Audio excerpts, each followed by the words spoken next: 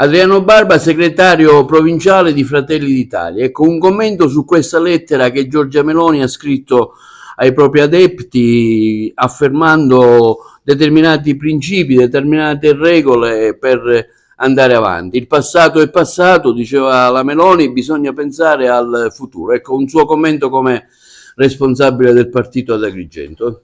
Diciamo che Giorgia Meloni ha ribadito un concetto che in realtà per l'ennesima volta portiamo avanti, cioè quello che Fratelli d'Italia rappresenta una destra moderna, una destra giovane, all'interno della quale non c'è spazio, non può trovare cittadinanza chi manifesta chiaramente atteggiamenti antisemiti, razziali o per i nostalgici del ventennio fascista, una storia con la quale noi abbiamo già fatto i conti nel 2019 con la risoluzione europea, con la quale abbiamo condannato fermamente come gruppo politico all'interno dell'Unione Europea tutti i totalitarismi del Novecento, a cominciare da quello fascista, nazista e comunista. Noi col passato abbiamo fatto i conti.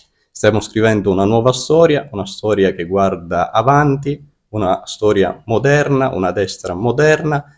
Il problema è che tutte le volte che Fratelli d'Italia continua a crescere, come è avvenuto nel corso delle ultime europee, qualcuno tira fuori lo spauracchio della paura del regime fascista, che chiaramente è uno spauracchio al quale non crede più nessuno e secondo me non ci crede più nemmeno chi lo racconta, le sinistre che lo raccontano. È una storia già vista, quello che sta avvenendo anche in Francia con le elezioni francesi. Marine Le Pen viene accusata di essere fascista, in realtà sono spauracchi e temi che tirano fuori, non avendo probabilmente altri contenuti sul tema del confronto della dialettica politica, dei temi che veramente riguardano i cittadini, e quindi scendono a questi livelli anche in Francia, così come è avvenuto in Italia, tirano fuori questo spauracchio. Noi guardiamo avanti, guardiamo oltre, siamo sereni rispetto a questi temi, perché come dice bene Giorgia Meloni, con questi temi noi abbiamo già chiuso da tempo con il passato e stiamo guardando al futuro. Siamo una destra alternativa, una destra moderna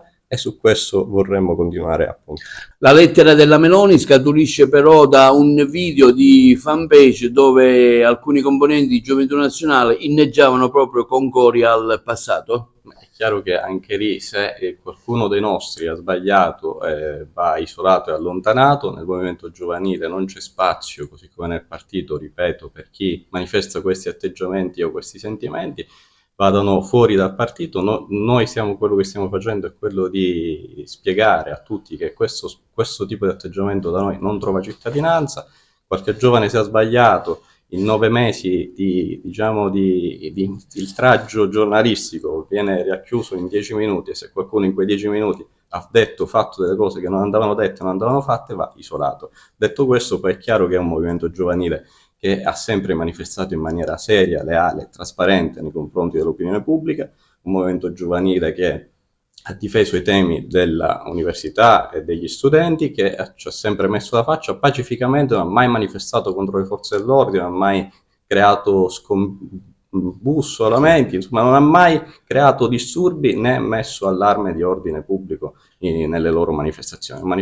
È un movimento giovanile bello, giovane, che come tale va a fare manifestazioni pacifiche in giro per l'Italia con il volantinaggio, con i gazebo, e quindi come tale non può essere certamente ridotto a un movimento sovversivo. Ragazzi di Gioventù Nazionale, alzatevi in piedi, siete stupendi!